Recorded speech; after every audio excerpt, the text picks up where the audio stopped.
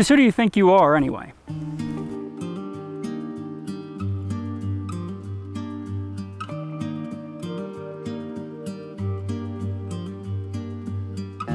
Well, hello brothers and sisters, welcome to Mission Zero. My name is Shawn, and this is episode 15 of Flashback Friday, the show where I try and tie kind of the past to the present to see if we can make a better tomorrow.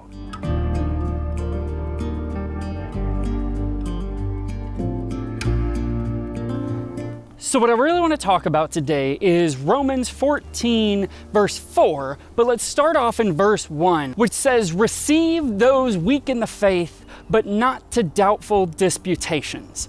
Now that's super stilted language. What is it actually saying? It's actually saying that to churches, this is who the Apostle Paul was writing to here, is the church in Rome. Receive those who aren't exactly sure of their faith, but don't argue with them. Why is that important?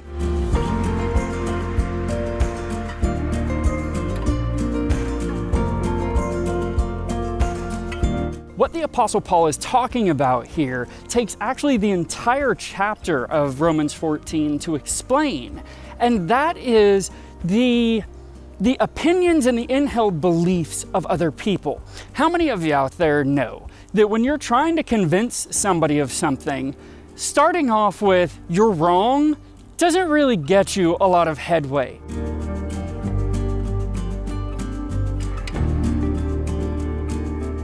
So he goes into a whole bunch of detail in this chapter. He says some things like, if you are a meat eater, don't hold anything against people who are vegetarians. If you're a vegetarian, don't judge the people who are meat eaters. What he's talking about is these real core kind of divisions amongst people. And so this is why I wanted to talk about 14:4, because 14:4 says, "Who are you to judge another man's servant?"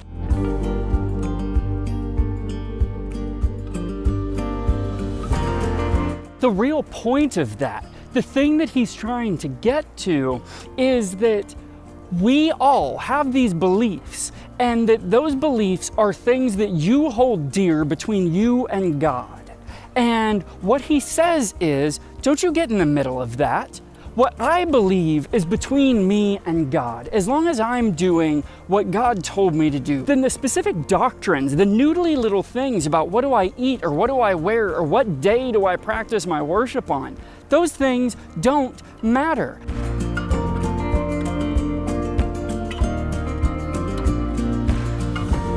What he's also talking about is people who have varied beliefs. Maybe to you it seems stupid to be a vegetarian and to be against meat, but to the person who doesn't eat meat, it's an affront to them, it's an offense to them that you're eating the meat. And what Paul is saying is stop it on both sides.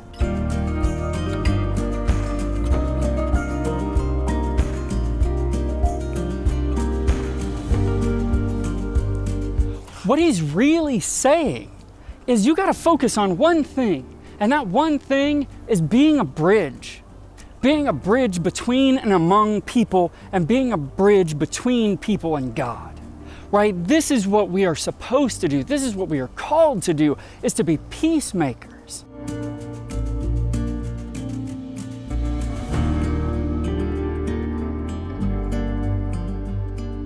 We are diverse for a reason. We have our differences for a purpose, and it is to grow all of us. This is why Romans 14 matters so much. Man, it doesn't matter if I'm a Republican or a Democrat.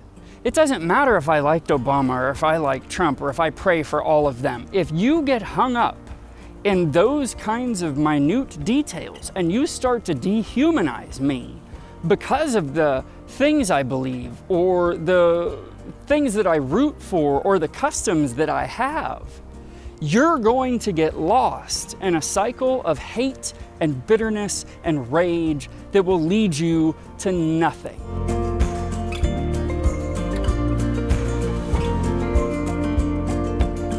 The better way, the right path, is to look past all of that nonsense and to see to the hearts of people, to be peacemakers, to be bridge builders. Because if you can do that, you will find out who you are. And that just might teach you and me something about our beliefs and our doctrines.